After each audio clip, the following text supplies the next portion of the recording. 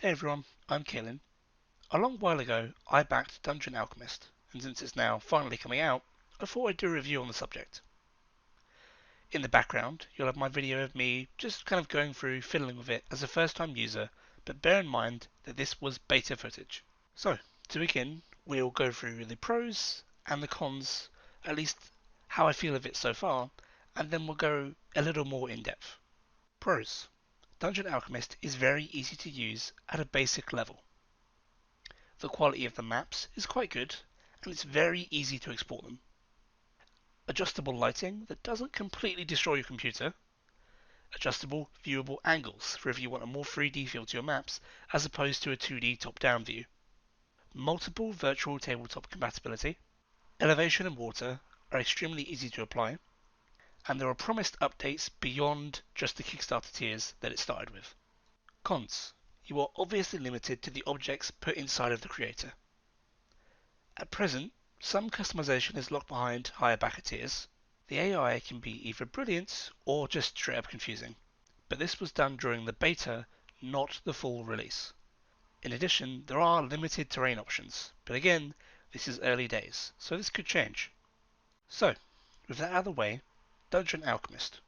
Undoubtedly, Dungeon Alchemist is a brilliant tool, but what sets it apart from other applications such as say Dungeon Draft, one of the tools I've used before on this channel, well, the most simple answer really is the auto-building AI.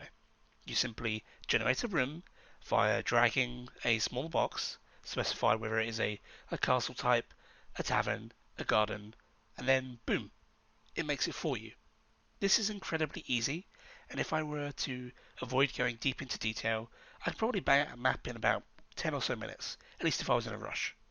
Really, really brilliant for a last minute bout of DMing or creating a encounter map that your players have just walked into. The Dungeon Alchemist devs have made mention of modding being a possibility down the line post-launch. Whether that will happen or not, I don't know. As of right now, I don't believe there's a way to import assets beyond making customizable banners and that kind of thing, at least for those that have the Dungeon Master tier of the Kickstarter. I do really think this should be a priority on their end. It really should be something that they should try and pump out as quickly as possible, enabling user-created editions, modding, user-made assets, purely because the TTRPG community is ravenous, and success for this product really will be made on how much creativity you can pump out of the product. One of the ways I could see this map editor slowing down in terms of popularity would be via slow releases of additional content. And one of my issues with the beta was that there were just kind of limited terrain and variety options in terms of what I could create and the scenarios that I could generate my map into. This is something I know will probably end up being changed down the line. There'll be more art assets, more things poured into the project, but you could alleviate this stress early on by focusing on modding. I never think that modding is bad for any project. After all, you still need to buy the base tool, so it does encourage using it. But I understand that it can be quite a lot to build into, so maybe that'll take a while. Maybe that's something that they don't necessarily want to immediately go into. It's whatever, we'll see. The last time I saw it mentioned was in a post on Reddit. I'm not sure if it's been mentioned anywhere since, but we will see. The graphics of the actual creator are pretty good. I will say that I've noticed some slowdowns when I'm using the actual tool, where I'm loading X or Y thing and the game just kind of chugs or halts, but it does always eventually load. And again, this was all in the beta. That being said, I've played with a lot of different map editors, and honestly, when you add in something large or you use something a bit different, or just add in a huge excess of water, this is something that I've always seen happen, and it could just be my computer, it could just be the map editors have issues like this. It's whatever. It was genuinely a pretty brief thing, and it always caught up. I never had any freezes or anything of that like, so really not that alarming. Something that I would presume to be kind of common with these tools, and Dungeon Alchemist always quickly recovered from these falls, so there were no issues, no crashes. So on the whole, still pretty good and something to look forward to. It's hard to beat Dungeon Alchemist in terms of graphics. It looks really, really good compared to some of the other map editors that I've seen. So if you're looking for a graphical style that's more, let's just say, shiny and a little bit more in your face, I definitely think that Dungeon Alchemist succeeds its competitors there. The compatibility with multiple TTRPGs really goes without saying in terms of just being an amazing pro. Those that were missing are apparently going to be added later, so that's pretty good to hear. But the ones that we have currently are the biggest ones that you would expect to see.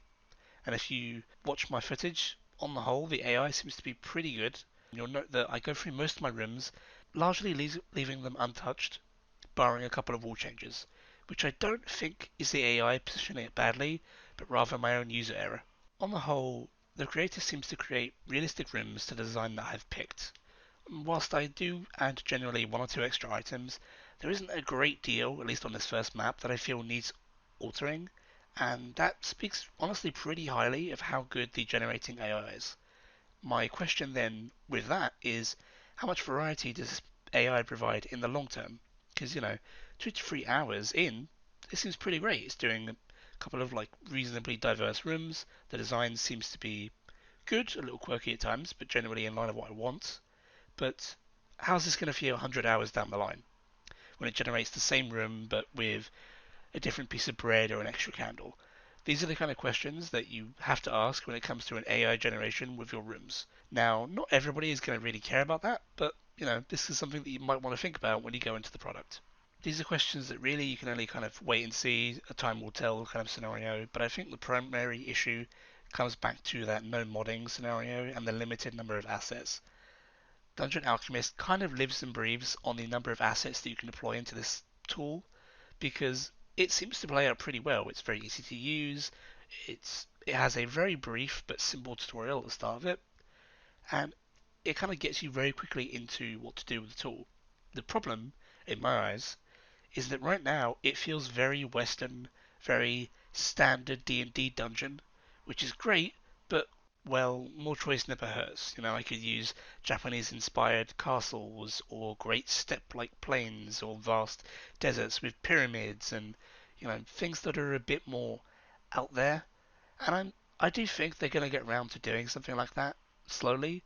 They're just trying to release a very tight knit project as it is right now, rather than flooding it with just a bunch of different assets that bloat the file size. I totally get that. I do think it's going to come. I do think that's probably the kind of thing they're going to add on once the product has shipped and everyone has it working as intended. It's just something that I felt I really needed to harp on about. In addition, there doesn't really seem to be anything for multiple floors and the like, but I don't really think that's something to harp on at Dungeon Alchemist for. I could be missing it, maybe it's there, but to be honest, most virtual tabletops don't really do amazing when you swap maps mid combat flow or in the middle of something going on, so having multiple floors, it's not a big deal, and you can honestly just make another map and then, kind of layer them on separate layers within the actual virtual tabletop, so I don't think it's anything to worry about. On the whole, I think Dungeon Alchemist is a really excellent tool, and one that you shouldn't really go without if you're looking to make battle maps or even just very quick kind of player bases.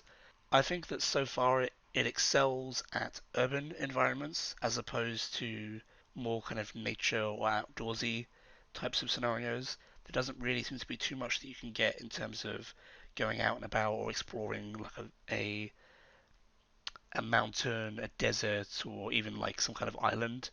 I think that gonna have to wait a little while for something like that. But if you're looking to make dungeons, castles, manor houses, that kind of thing, this tool so far really does an excellent job at that, and I think you would be hard pressed to find anything that does it better on the current market. And in addition, it's available on Steam, which makes it extremely easy to use pretty much wherever. You can get it on multiple devices. You can use it, not just from your computer, but if you go over to a friend's or have to set up some kind of tabletop space at a different house, it'd be very incredibly easy to use it that way.